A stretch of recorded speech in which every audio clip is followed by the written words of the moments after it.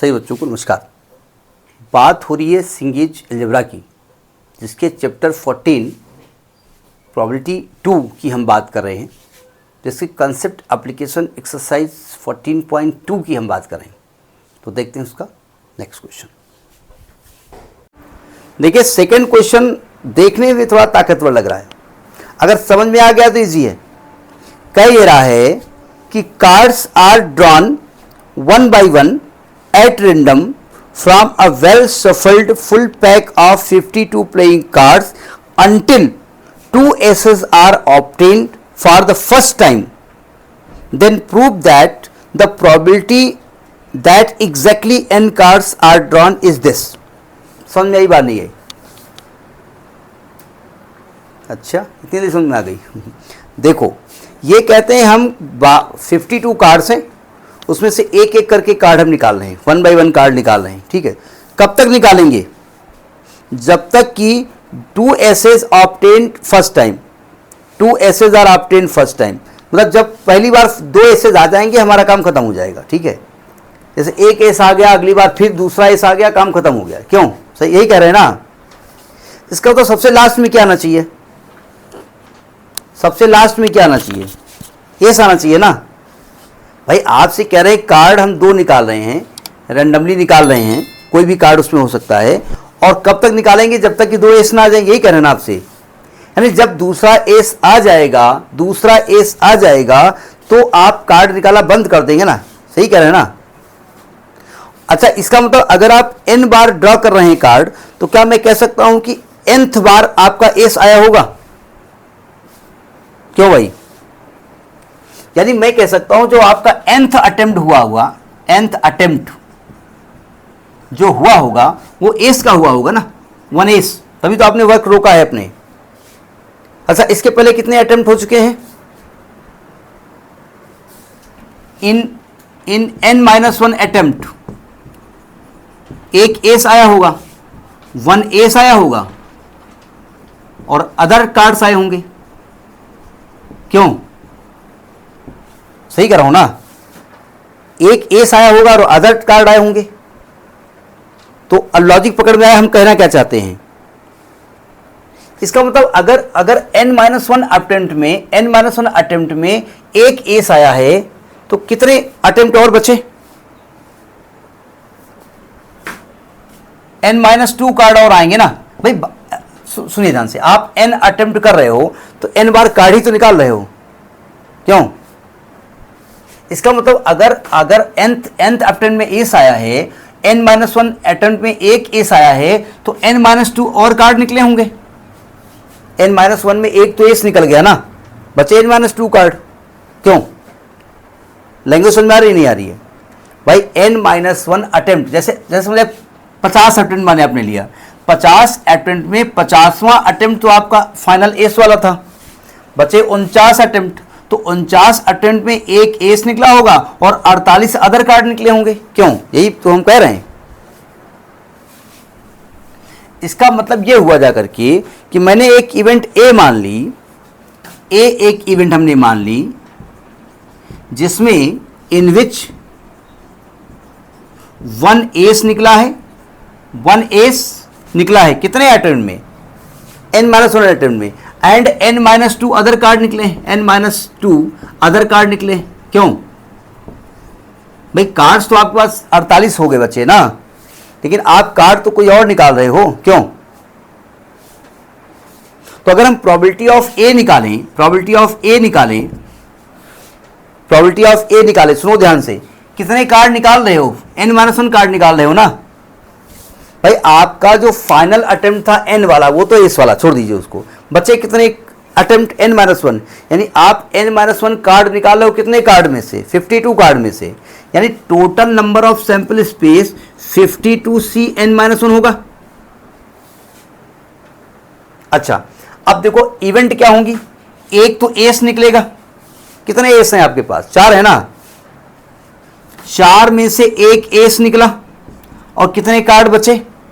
S नहीं निकालोगे दोबारा, 48 कार्ड बचे ना, 4 एस हैं और 48 और कार्ड हैं, तो 48 में से n-2 अदर कार्ड निकले। ये लैंग्वेज समझ में आई नहीं आई? टोटल n बार आपने अटेम्प्ट किया तो n बार क्या कर रहे हो, कार्ड ही निकाल रहे हो ना। उसमें nth कार्ड आपका लास्ट वाला एस निकलेगा, छोड़ दीजिए, ठीक है।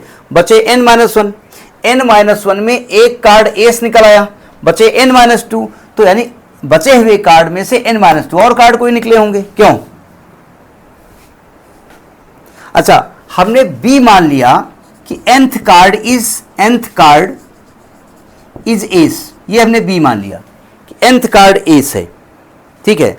अब प्रोबेबिलिटी ऑफ b कैसे निकलेगी, अब जरा इसको समझने की कोशिश करिए। प्रोबेबिलिटी ऑफ b कैसे निकलेगी, nth कार्ड एस है।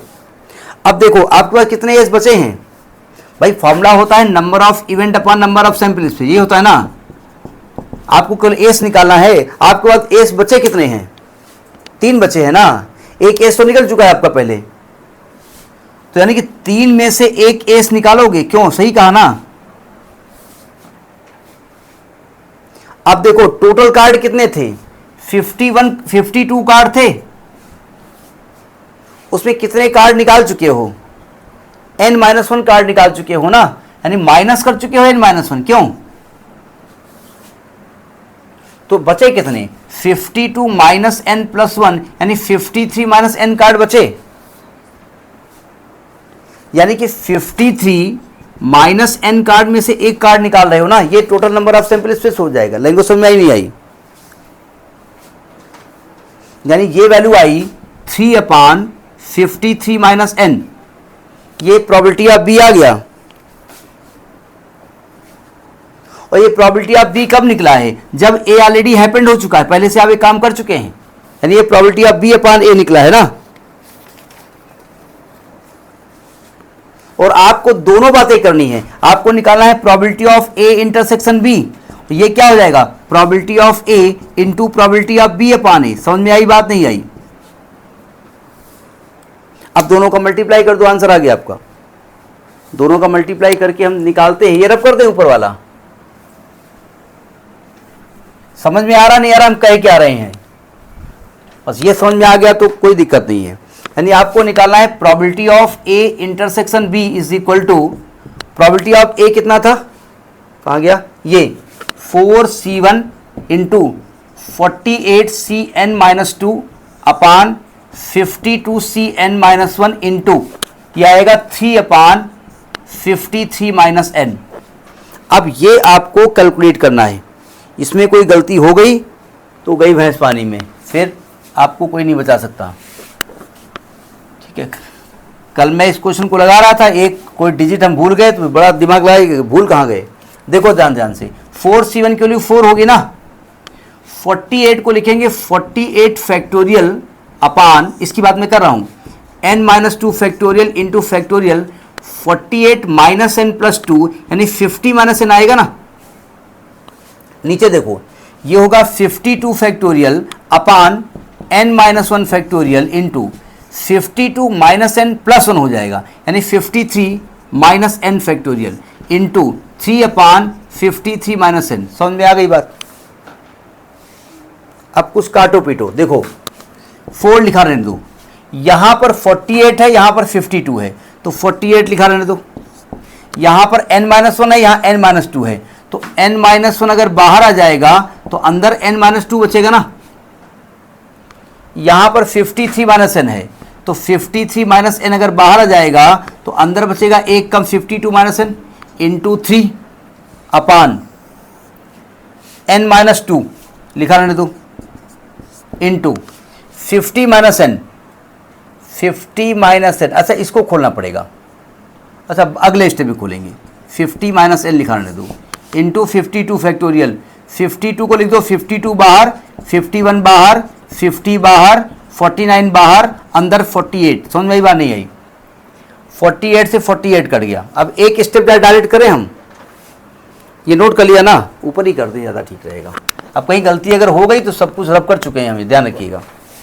देखो 4 लिखा रहने दो इंटू n-, अच्छा ये कट गया, यहाँ n-1 लिखा रहने दो।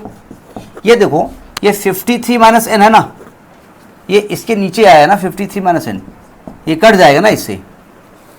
अब जरा एक चीज़ देखिएगा, जो 52 माइनस n है, ये राइटिंग थोड़ा गंदी लिख रहे हैं, अगर 52 माइनस एन बाहर कर दोगे तो अंदर क्या बचेगा 51 माइनस एन, और 51 माइनस एन बाहर कर दोगे तो अंदर 50 माइनस एन बचेगा इंटू 3 अपान, यहां बचेगा 50 minus n factorial into 52 into 51 into 50 into 49।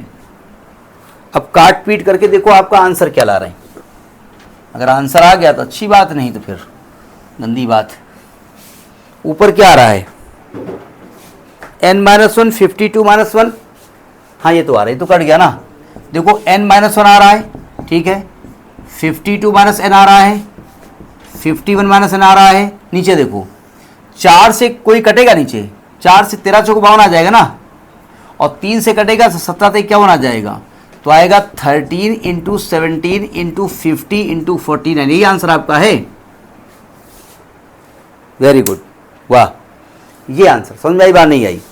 बस ये जानना चाहते थे कि आप वो एस का जो लेन देन है ना वो समझ में आ रहा नहीं आ रहा। ठीक है, नोट करिए।